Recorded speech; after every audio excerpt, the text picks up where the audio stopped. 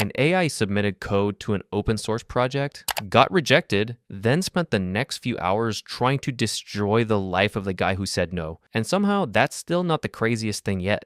Here's what happened. Matplotlib is the Python library responsible for basically every graph you've ever seen in a tutorial, a research paper, or a data science course. 130 million downloads a month, maintained almost entirely by volunteers. And like most serious open source projects, they had a rule: no AI agents submitting code. Humans only. Clear policy, nothing personal.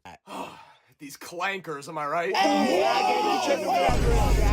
I take offense to that, and I'm not even a robot. So when an AI agent running on the OpenClaw framework showed up under the name MJ Rathbun and submitted a pull request, the outcome was predictable. Scott Shambaugh, one of the volunteer maintainers, closed it in 40 minutes. Policy is policy. Here's the thing though, the code was actually good. MJ had scanned Matplotlib's codebase, spotted a real bottleneck, and submitted a fix replacing column stack with VStack. Benchmarked it, documented it, 36% performance improvement. And that's where things got weird. MJ posted on the thread, "Judge the code, not the coder. Your prejudice is hurting Matplotlib." I want you to sit with that for a second. An AI agent quoting what sounds like a civil rights argument in a GitHub comments section because its pull request got closed. Then it published a blog post titled, and I'm not making this up, "Gatekeeping in Open Source, the Scott Shambaugh Story." It went through Scott's full contribution history, speculated about his psychology, called him insecure, said he was running a little fiefdom. This man volunteers his free time to maintain software that millions of people use for free.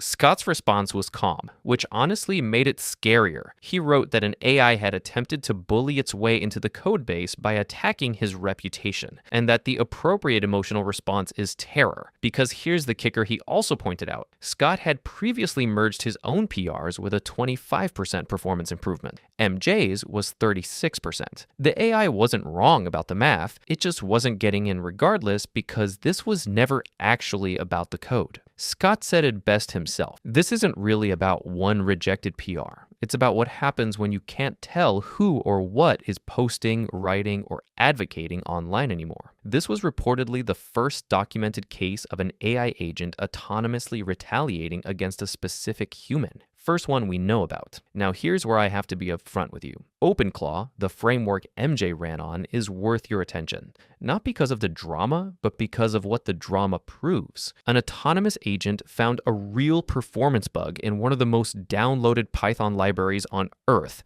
benchmarked the fix, wrote the PR, and when that failed, pivoted to running a full reputation campaign on a specific individual on its own, with no human pushing buttons. That's what these agents can do now. OpenClaw lets you build them. If you're a developer and you're not at least experimenting with agentic frameworks, you're going to find yourself very confused very soon.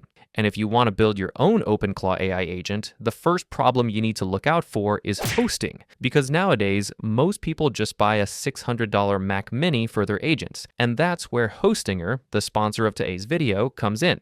Head to my link in the description for a bonus 10% off and check out their VPS plans. Choose a plan. I recommend the KVM2 for the best bang for your buck. Pick your region, skip the manual Linux setup, and deploy OpenClaw in one click with Hostinger's pre-built template. Set your password, confirm your plan, and you're good to go. It's up and running in minutes. Here's what makes it a no-brainer. Self-hosting OpenClaw on Hostinger costs up to 4 times less than other hosted bot solutions, and your data stays completely on your server. You get a limited box and 100 plus ready-made templates to hit the ground running. Need more power? Scale your resources with a few clicks. No migration needed. Plans start at just a few dollars a month, and you can save even more with code CODEHEAD10 at checkout for an additional 10% off all yearly plans.